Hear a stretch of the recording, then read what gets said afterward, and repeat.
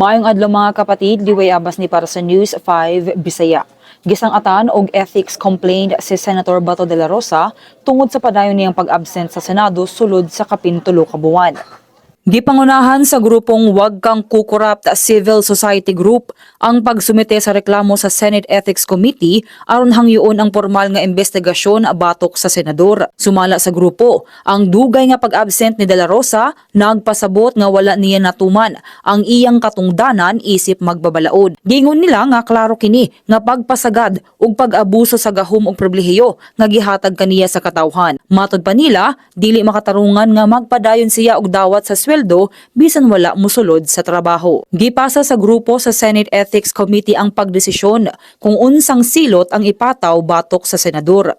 Matud nila, lakip sa posibleng silot ang pagsuspende sa sweldo ug operasyon sa opisina sa senador, ilabi na nga nagpadayon ang operasyon bisan wala pa siya mosulod. Samtang gingon ni Senate President Tito Soto nga posible ang pagsuspende sa sweldo isip silot. Apan bugat ra kaayo kung apil ang pagpahunong sa operasyon sa opisina sa senador. Dugang niya, kinahanglan una kining hisgutan sa mga senador tungod kay wala pa kini klarong probisyon sa Senate rules. Sumala niya, klaro lamang mao nga mahimong tangtangon sa committee membership ang usa ka senador kung dili kini motambong sa mga hearing. Sa pagkakaron, wala pay opisyal nga pahayag si De La Rosa.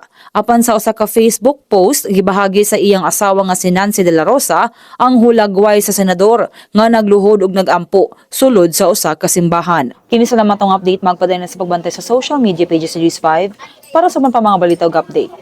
Amping tang tanan.